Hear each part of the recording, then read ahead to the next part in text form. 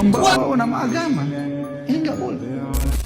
Ngomongin soal ilmu kebal, ilmu yang katanya si penggunanya itu gak akan bisa ditebas, gak akan bisa digolok, atau ada juga ilmu laduni karomah, yang katanya juga si penggunanya itu gak akan bisa dipukuli, gak akan bisa dilukai, bahkan gak akan bisa disentuh.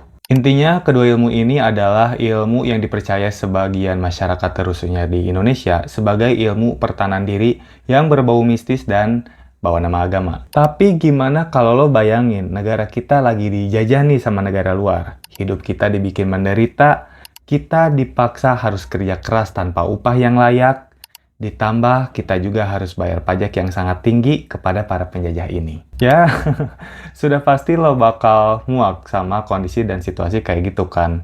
Nah, di satu sisi, para penjajah ini punya persenjataan yang sangat canggih, sedangkan lo dan masyarakat lain yang sama-sama sudah muak cuman punya pisau, tombak, atau senjata tradisional. Ya bisa dibayangkan akan setragis apa kekalahan dan kematian kalian semua. Tapi, lo dan masyarakat lain masih punya secercah harapan, di mana secercah harapan ini dapat membawa kalian semua pada kemenangan melawan penjajah. Dan secercah harapan ini adalah ilmu kebal. Gue punya cerita sejarah tentang ilmu kebal ini. Dan sejarah ini berasal dari Afrika, yang dimana sejarah ini dikenal dengan nama Perang Maji-Maji. Gue harap lo nonton video ini sampai habis, dan silahkan menikmati hidangan kontennya. Halo, balik lagi sama gue Novan Pepari, dan selamat datang di segmen JPG.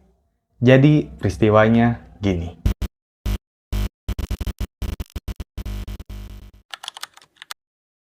The Maji-Maji Rebellion, also known as the Maji-Maji War. Welcome to the Maji-Maji Rebellion. What does Maji mean in the Maji-Maji Rebellion? Perang Maji-Maji atau pemberontakan Maji-Maji adalah pemberontakan orang Afrika melawan kolonial Jerman di sebuah daerah yang mereka namakan Afrika Timur Jerman atau yang saat ini dikenal dengan Tanzania. Perang itu dipicu oleh kebijakan kolonial Jerman yang dirancang untuk memaksa penduduk asli sana menanam kapas buat kebutuhan ekspor mereka. Perang itu berlangsung dari tahun 1905 sampai 1907, di mana ratusan ribu orang meninggal, dan sebagian besar karena kelaparan. Dan itu disebabkan oleh kebijakan bumi hangus yang digunakan oleh Gubernur von Gotzen untuk menekan pemberontakan. Ya, bisa dibilang peristiwa ini udah termasuk sebagai genosida. Jadi awal mulanya, di tahun 1880-an pernah terjadi peristiwa di mana negara-negara Eropa saling memperebutkan daerah-daerah di Afrika yang dikenal dengan istilah Scramble for Africa. Ya, bisa lo cari di internet banyak soal Scramble for Africa. Nah, setelah itu, Jerman memperkuat cengkramannya di beberapa koloni di Afrika. Koloni-koloni ini meliputi Afrika Timur Jerman, Afrika Barat Daya Jerman, Kamerun, sama Togoland. Nah, buat Afrika Timur Jerman, itu bisa dibilang koloni Jerman yang tergolong relatif lemah. Cuman mereka gunain sistem benteng di seluruh wilayah pedalaman. Dan karena cengkraman mereka ini di koloni ini itu lemah, mereka gunain taktik represif yang keras buat mengendalikan penduduk. Di tahun 1898, mereka memungut pajak dan ngelakuin kerja paksa pada penduduk asli buat membangun jalan dan menyelesaikan tugas lainnya. Terus di tahun 1902, Gubernur Afrika Timur Jerman, Gustav Adolf von Gotzen, memerintahkan desa-desa buat menanam kapas sebagai tanaman ekspor. Terus juga memperkenalkan undang-undang untuk melindungi hutan dan satwa liar. Meskipun tindakan ini secara teori bagus, tapi tindakan ini menyebabkan kesulitan besar bagi penduduk Afrika. Terutama karena peningkatan jumlah babi hutan yang menyebabkan kerusakan besar pada tanaman pangan. Pada akhirnya, kebijakan Jerman ini keliru karena berdampak serius pada kehidupan masyarakat setempat dan struktur sosial masyarakat berubah dengan cepat. Lalu pada tahun 1905, kekeringan mengancam wilayah tersebut. Dan semua itu ditambah dengan penentangan terhadap kebijakan pertanian dan ketenagakerjaan pemerintah yang menyebabkan pemberontakan terbuka melawan Jerman pada bulan Juli. Setelah pemberontakan terjadi, Gubernur von Gotzen memulai penyelidikan mengenai penyebab pemberontakan tersebut, yang dimana para anggota komisi penyelidikan terbagi antara mereka yang menganggapnya sebagai gerakan irasional yang dipicu oleh para dukun sama kepala suku, sama mereka yang mengabaikan peran cenayang dan menekankan beban yang ditimbulkan oleh pemerintahan Jerman. Para pemberontak beralih ke sihir buat ngusir penjajah dari Jerman ini dan gunain sihir sebagai kekuatan pemersatu dalam pemberontakan. Seorang medium roh bernama Kinjikitile Ngwale mengaku dirasuki oleh roh ular bernama Honggo. Ngwale menyebut dirinya Bokero dan mengembangkan keyakinan bahwa orang-orang Afrika Timur telah dipanggil untuk melenyapkan Jerman. Ada antropolog Jerman yang mencatat bahwa Ngwale memberi pengikutnya obat perang yang akan mengubah peluru-peluru dari tentara Jerman menjadi air. Gelo anjing. Dari peluru menjadi air. Edan nggak ini? Nah, sebenarnya obat perang ini adalah air yang dalam bahasa Kiswahili disebut maji, yang dimana air ini dicampur dengan minyak jarak dan biji millet. Setelah diberi cairan ini, pengikut Bokero memulai apa yang kemudian dikenal sebagai perang atau pemberontakan Maji-Maji. Terus para pengikutnya dipersenjatai dengan tombak dan anak panah yang jelek. Ya paling ujung tombak sama anak panahnya dikasih racun. Cuman jumlah mereka banyak, jadi mereka pede. Ditambah mereka percaya gak akan bisa dilukain karena peluru dari Jerman bakalan berubah jadi air. Buset. Dari peluru jadi air. Zaman sekarang pun gak ada teknologi yang bisa mengalahkan itu. Emang gokil. Nah, mereka mulai menyerang. Awalnya mereka menyerang ke pos-pos kecil sama merusak tanaman kapas. Tapi si Kinjikitile malah ketangkep sama pasukan Jerman dan digantung karena pengkhianatan. Sebelum dieksekusi, dia bilang kalau dia udah nyebarin obat pemberontakan ke seluruh wilayah.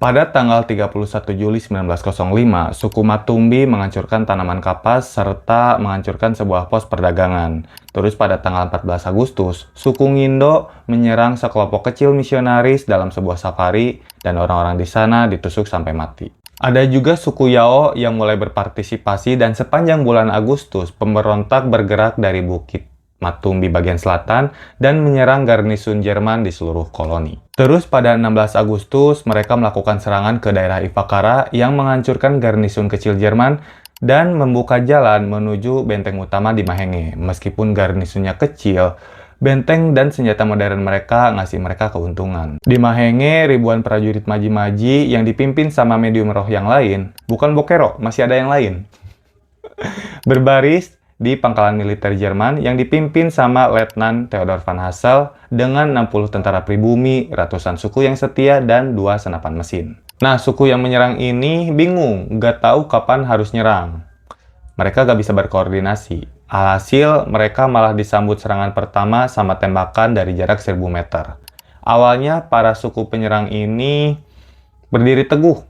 Tapi gak lama kemudian mereka mundur lalu diganti sama barisan kedua yang berakhir tragis. Mereka terbunuh. Di puncak pemberontakan, ada orang-orang Ngoni yang mutusin buat gabung dalam pemberontakan dengan kekuatan 5.000 orang. Mereka itu pendatang baru di wilayah tersebut. Nah, pada 21 Oktober, pasukan Jerman yang bersenjatakan senapan mesin berangkat dari Mahenge ke kamp orang-orang Ngoni. Dan hasilnya, para prajurit Ngoni ini mundur, membuang botol-botol obat perang mereka, dan mereka akhirnya sadar sambil berteriak, "Maji itu bohong!" Pertempuran pecah, Gubernur von Gotzen pun meminta bala bantuan ke pemerintah Jerman. Lalu Kaisar Wilhelm memerintahkan 2 kapal penjelajah buat ke koloni yang bermasalah itu. Setelah bala bantuan tiba, von Gotzen merasa dia dapat melakukan serangan dan memulihkan ketertiban di selatan. Dan benar saja, pasukan Jerman bergerak dan menerapkan kebijakan bumi hangus, di mana mereka menghancurkan desa-desa, tanaman, dan sumber makanan yang digunakan sama para pemberontak. Kebijakan bumi hangus ini dibikin sengaja supaya menyebabkan kelaparan di antara penduduk. Von Gotzen juga bersedia ngasih ampun ke para prajurit biasa yang mau menyerahkan senjata, pemimpin, sama dukun mereka. Pemberontakan ini baru padam pada bulan Agustus 1907 dan pemberontakan ini telah menewaskan banyak sekali nyawa. Bahkan ratusan ribu dari pihak pemberontak dan warga sipil setempat. Berakhirnya Perang Maji-Maji meninggalkan dampak yang luar biasa besar. Ratusan ribu orang mati, banyak yang mengungsi, dan wilayah selatan Tanzania hancur. Bahkan sampai puluhan tahun kemudian, seorang jurnalis yang bernama John Gunter menulis kalau di daerah selatan Tanganyika itu belum sepenuhnya pulih dari teror Jerman. Secara politik, perang ini bikin Jerman sadar, terus ngelakuin reformasi administrasi di bawah Gubernur Rauschenberg.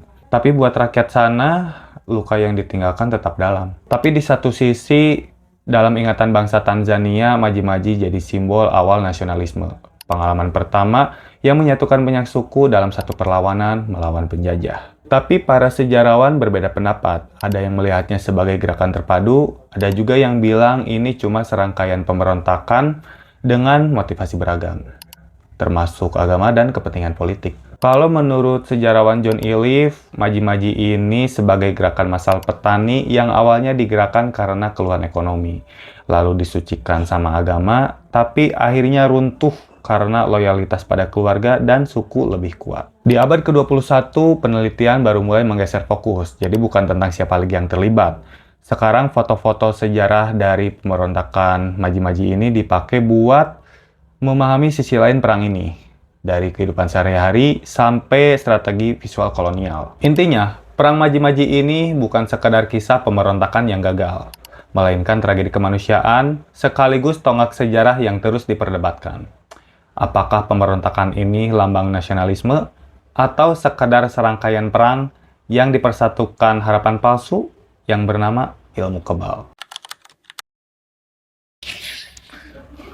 Buat gue pribadi, perang Maji-Maji bisa jadi contoh nyata kalau ilmu kebal, ilmu laduni karoma, atau ilmu-ilmu yang kayak gitu, apapun itu, bukan cuma kebohongan, tapi juga kebodohan. Bukan masalah percaya ada yang gaib atau enggak, tapi logikanya jelas. Kalau ilmu-ilmu yang kayak gitu beneran ada, kalau memang ada ilmu yang bikin kita gak bisa dilukain, kenapa ribuan orang tetap tewas pada perang ini? Kalau kita tarik ke sisi agama, sekelas Nabi Muhammad aja, Rasulnya Allah, pernah terluka dalam perang, bahkan berdarah. Padahal beliau adalah manusia yang dimuliakan oleh Allah, manusia paling mulia yang jadi teladan kita. Akhlak dan ilmunya tuh udah top tier gitu. Udah sampai pada puncak-puncaknya, gak ada manusia manapun yang bisa ngalahin dia dalam soal ilmu dan akhlak. Kalau beliau aja bisa terluka, terus kita yang cuma manusia biasa, dapat ilmu kebal, ilmu laduni karomah, atau ilmu apapun itu, dapatnya dari mana? Rasulullah sendiri gak pernah ngajarin hal-hal yang kayak gitu. Itu sebabnya, meyakini ilmu-ilmu yang kayak gitu, apalagi sampai dijadikan sandaran hidup, bukan cuma gak masuk akal, tapi juga udah masuk ke ranah syirik. Dan perang Maji-Maji jadi saksi bahwa mempercayai kebohongan ini akhirnya malah membawa kehancuran. Ya, kalau pengen ngambil contoh paling dekat mah, kalau ilmu kayak gitu emang beneran ada, kenapa Indonesia bisa dijajah sama Belanda atau sama Jepang begitu lama? Kan kita bisa pakai ilmu kebal, ilmu laduni karoma, atau ilmu santet bahkan. Kalau ilmu-ilmu kayak gitu beneran ada, kenapa nggak digunain pada masa itu buat melawan penjajah? Ini mah malah digunain buat ngecelakain sesama rakyat Indonesia, sesama umat muslim. Otaknya gak dipakai anjing. Kenapa orang-orang yang percaya sama hal gituan tuh, kenapa sih pada goblok gitu? Gobloknya tuh udah sampai ke tulang, gitu. Sampai ke roh, gitu. Ke DNA. Gobloknya tuh udah mendarah daging gitu. Astagfirullahaladzim. Ya mungkin segitu dari gua. Semoga apa yang gua share ini ada manfaatnya. Sampai ketemu di video selanjutnya. Jangan lupa subscribe. Bye-bye.